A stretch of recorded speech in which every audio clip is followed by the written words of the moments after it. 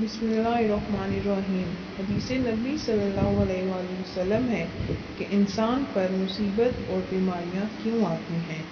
حضرت سیدنا ابو سعید خدری رضی اللہ عنہ بیان فرماتے ہیں، رسول اللہ صلی اللہ علیہ وآلہ وسلم نے ارشاد فرمایا، حضرت موسیٰ علیہ السلام نے کہا، اے میرے رب، تو اپنے مومن بندے کو دنیا میں غربت زدہ اور تنگ حال بنا دیتا ہے۔ اتنے میں حضرت موسیٰ کے لیے جنت کا دروازہ کھول دیا گیا اور وہ اس کی طرف دیکھنے لگے۔ پھر اللہ تعالیٰ نے کہا، اے موسیٰ، یہ جنت میں نے اس مومن کے لیے تیار کی ہے۔ پھر حضرت موسیٰ علیہ السلام نے کہا، اے میرے رب، تیری عزت کی قسم، تیرے جلال کی قسم، اگر اس مومن کے دونوں ہاتھ اور پاؤں کٹے ہوئے ہیں اور پھر اس کو اس کے یوم ولادت سے لے کر روز قیامت تک چہرے کے بال گھسیٹے جاتا رہے لیکن اس کا انجام جنت ہو، تو وہ یوں سمجھے گا کہ اس نے کبھی کوئی تنگی نہیں دیکھی۔ پھر موسیٰ علیہ السلام نے کہا، اے میرے رب، تو نے اپنے کافر بندے کے لیے دنیا میں بڑی وسعت پیدا کی ہے۔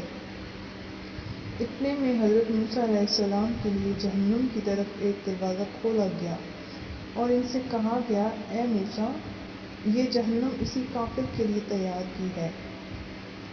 حضرت موسیٰ علیہ السلام نے کہا، اے میرے رب، تیری عزت اور جلال کی قسم، اگر اس کو اس کے یوم تخلیق سے روز قیامت تک پوری دنیا دے دی جائے لیکن اس کا انجام یہ ہوا، تو وہ یوں سمجھے گا کہ اس نے کبھی کوئی بھلائی نہیں دیکھی۔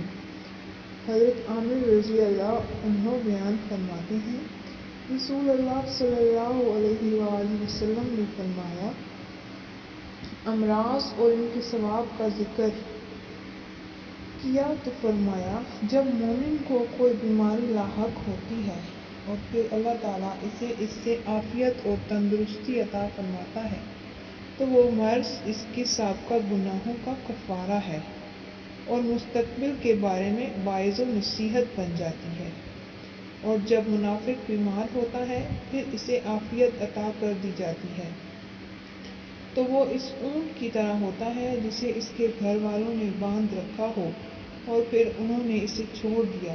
اسے نہیں پتہ ہوتا کہ انہوں نے اسے کیوں باندھا تھا اور کیوں چھوڑا۔ کسی شخص نے عرض کیا، اے اللہ کے رسول صلی اللہ علیہ وآلہ وسلم، بیماریاں کیا ہوتی ہیں؟ اللہ کی قسم، میں تو کبھی بیمار نہیں ہوا۔ آپ صلی اللہ علیہ وآلہ وسلم نے فرمایا، ہمارے پاس سے چلے جاؤ، تم ہم میں سے نہیں۔ حضور صلی اللہ علیہ وآلہ وسلم نے فرمایا، اللہ تعالیٰ اس شخص کے چہرے کو تر و تازہ رکھے جس نے مجھ سے کوئی حدیث سنی اور پھر جیسے سنی ویسے ہی اسے آگے پہنچا دیا۔